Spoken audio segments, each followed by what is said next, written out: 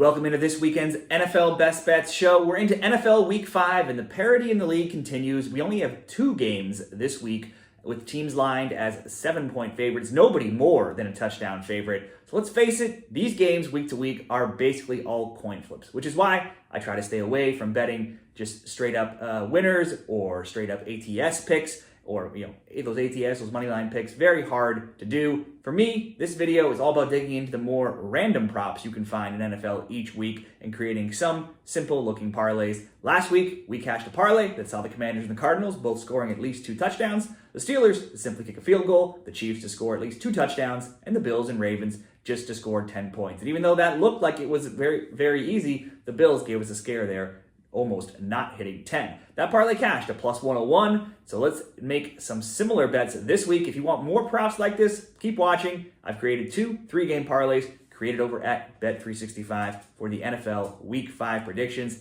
If you like these parlays, give the video a like, subscribe to the channel. You can become a member to get special members-only picks as well. And if you want a great new customer bonus from some of the top sportsbooks, then check out signupexpert.com/shredthespread. Now let's go into this weekend's picks. Parlay number 1, let's go to the Bills and the Texans. This line has been bouncing around between the Bills and the Texans, favored by 1, so like I've said, probably a coin flip game. The Bills hadn't lost by more than 6 points in 43 games until last week's 35-10 Sunday Night Football blowout loss in Baltimore. Buffalo have been piling up the points beforehand, though, in 34-28, 31-10, and 47-10 wins, though those wins over the Cardinals, the Dolphins, and the Jags aren't exactly top competition. The Texans are also 3-1, but they haven't blown anyone out. The scores have been 29-27, 19-13, and 24-20 in their wins. And their one loss was a blowout defeat in Minnesota, losing 34-7. ATS bettors have burned their money on Houston, though, as they are 0-4 ATS. Big story here will be Stephon Diggs playing against his old team, now with Houston, used to be with the Bills. Diggs and Nico Collins are both among the league leaders right now in receptions this season, so they could be good player prop bets, with CJ Stroud also throwing for the 4th most passing yards so far. Diggs has catch totals of 6, 4, 10, and 5. The Bills are also allowing a ton of catches to the slot, and Tank Dell looks set to return as well, giving Houston another weapon offensively. Meanwhile, Buffalo will be without their leading receiver, Khalil Shakir. He's out injured, so someone else is going to have to step up. Right now, the leading candidate could be tight end Dalton Kincaid. He's the second leading receiver for the Bills. He has catch totals of 1, 4, 3, and 5. Last year, he had 2 or more catches in 16 of 18 games. So another good play, though, as well, could be a play on a Texans running back, as Buffalo has given up the 3rd most yards on the ground and the most receptions, 28, and yards, 250, to opposing running backs out of the backfield. However, both Texans running backs, Joe Mixon and Dameon Pierce, are questionable. Mixon looks like he'll be out again as of this recording. For me, we're going to create a same-game parlay to kick off this parlay. In this game, we'll go both teams to score over 1.5 touchdowns. Stephon Diggs to get just 1 catch. He'll probably get a whole lot more than that. You could easily go 3, 4, or 5. We'll just ask him to get 1. The price actually does not change if you change that to 2. So Diggs, 1 reception. Kincaid, 2+ receptions to kick off this parlay. Next, we'll pair it up with the Raiders and the Broncos. Vegas comes in on 8 straight wins over their rivals Denver. Last year, the scores were 17-16 and 27-24. Las Vegas is 2-2 in totals betting this year. Denver is 3-1 to the under. Denver has been great on defense, being 2nd in yards per game allowed and 3rd in points per game, 13.8. But the Bo Nix-led offense has been equally poor. It scored just 15.5 points per game. That's 28th. Bo Nix is 3 of 15 for throws of over 10 yards in the middle of the field. He was a disgusting 12 of 25 for just 60 yards passing last week versus the Jets, but did throw his first and his only touchdown pass on the season. The Raiders' defense isn't awful, but it's not great either. They rank 24th in points per game allowed, allowing 24.3. And their offense also struggles like Denver's, putting up less than 20 points per game, averaging just 19.5, 19th. Raiders games have totaled 32, 49, 58, and 36 points. That 58 was against Carolina, who's given up the most points per game, and it was Dalton's first game with the offense that's finally sprung to life. Broncos games have totaled 46, 19, 33, and 19 points. The total for this game is about 36, which looks probably about fair. If we could tease this all the way up to 50, tease it or alternate spread. If you go through your books, you can find the alternate spread and basically pick whatever spread or total in a game that you want. If we take it all the way up to 50.5, in the alternate total market. I can't see these teams getting into the 50s. Only once in the past 5 meetings have these two played to a game in the 50s. Also, Raiders star wide receiver Devontae Adams has requested a trade, and he'll be out here, which also helps the underplay. We'll go alternate total under 50.5. And the third leg of this parlay will be Colts and Jaguars. The 2-2 Colts host the 0-4 Jags. Last year, the Jags won 31-21 and 37-20. 9 of the last 10 have seen both teams scoring at least 10 points. That should continue here with the Colts giving up the most yards per game, though only giving up 21.3 points per game, that being tied for 14th. The Jags give up the third most yards per game and also the third most points per game. The Jags are 31st in pass D, but then the Colts are 31st in run D. The both teams to score 10 or more point prop is 4-0 for Indy, and it's also 4-0 for Jacksonville this season. There is a concern with QB Anthony Richardson and running back Jonathan Taylor, both questionable for the Colts, but Joe Flacco at QB has proved serviceable. Taylor is 5th in rushing yards with 4 rushing scores, so if he plays, certainly could be worth a prop bet. For me, I'm just going to keep this very simple and go both teams to score at least 10 or more points. I wouldn't be against the both teams to score 2 touchdown prop either. So if we combine these, and Bet365 will, as will some other books, but Bet365 will let you combine multiple same-game parlays together or even a same-game parlay in one game with results in different games. So we're going to go Buffalo, Houston, both to score at least 2 touchdowns with Diggs to get a reception, Kincaid to get at least 2, and we'll pair that with the under 50.5, Raiders and Broncos, and the Colts and the Jags to get at least 10 or more points each. That will come in at minus 115 odds.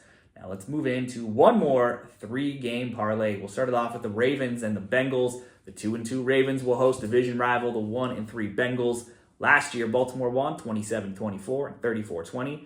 In the last 7 meetings, the lowest amount of points a team has scored is 16. Both teams have been over teams this season, going 3-1 to the over. Now, while both are around mid-pack in yards per game allowed, when it comes to points per game allowed, the Bengals are 27th, giving up 26 points per game, and Baltimore is 19th, giving up 22 points per game. Both are among the highest scores, with Baltimore 5th in points per game, 26.5, and Cincy tied in 9th at 25.5.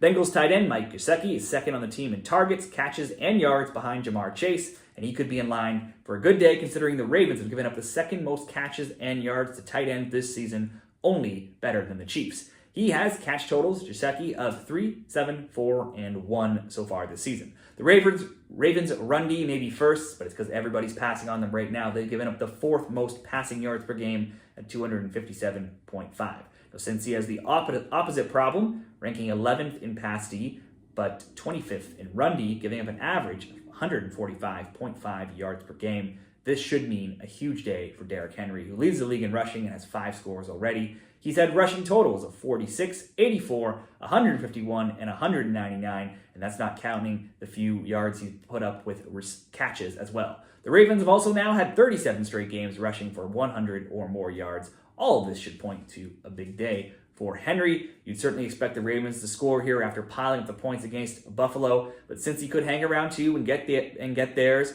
and divisional games in the AFC North sometimes are covered by the underdog. The underdog, 45-29 ATS, and Burrow himself won an underdog of 2 or more points, 18-4 ATS. So let's create a same-game parlay here. Both teams to score at least 2 touchdowns, Derrick Henry to have 50 or more rushing and receiving yards, and Gesicki to have at least 1 reception. That'll be the same-game parlay for the Bengals and the Ravens, and we'll pair it up with 2 other games as well, going over to the Panthers and the Bears. Carolina has seen 3 or 4 games with both teams scoring 10 or more points, and while they struggled to get up to 10 themselves in the first 2 weeks, scoring 10-3 since Andy Dalton took over at QB, they've scored 36 and 24. Defensively, they've been consistently bad, giving up 47, 26, 22, and 34 points. This has led to them being 3-1 to the over. Chicago is 3-1 to the under, but it's still seen all 4 games with both teams scoring 10 or more points, with scores of a 24-17 win, 19-13 loss, 21-16 loss, and 24-18 win. The Panthers are loaded with injuries right now on both sides of the ball, especially defensively. This should help the Bears to fulfill their part of this prop, but I would still expect Dalton and Carolina to at least get 10 of their own. Let's go both teams to score at least 10 or more points. And finally, the Sunday night football game between the Cowboys and the Steelers.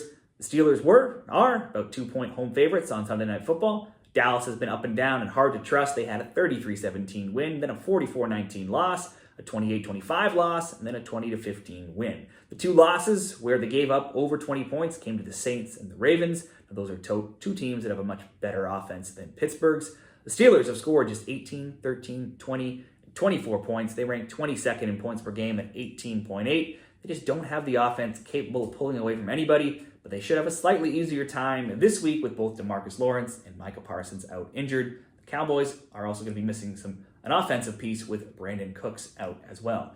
This then should also look like a good game to bet on field goals. So there's been a ton of deep field goals this year and lots of field goal kickers having good seasons. Now, if we look at this game, we have the top kickers in the league facing off. Dallas's Brandon Aubrey leads the league with 12 field goals. Pittsburgh's Chris Boswell is tied with San Fran's Jake Moody for the second most at 11. Aubrey has gone 6 of 7 from 50 or more yards, and Boswell 5 of 6 from long range as well. Whether you want to go over 2.5 field goals, over 1.5 field goals, both teams to kick a field goal, I think all of those look like good options. We will just go for over 1.5 field goals to complete this same game parlay or parlay per se. So let's go over 1.5 field goals, Dallas and Pittsburgh, paired up with both teams to score at least 10 or more points between Carolina and Chicago. And then the same game parlay with Cincy and Baltimore, over 1.5 touchdowns each, Derrick Henry 50 or more, rushing and receiving yards, and Mike Gesicki at least one catch. That will come in right about even money, plus 101. If you wanted to make that even better, instead of going over 1.5 field goals with Dallas and Pittsburgh, you could go both teams to score a field goal. That would bring it up all the way to plus 147. So there are my NFL Week 5 same game parlays per se. What are you betting this week? Be sure to share what you're betting down there in the comments, whether you take these bets or just use some of the information to make some different bets of your own. Hopefully you found it helpful, and good luck this weekend.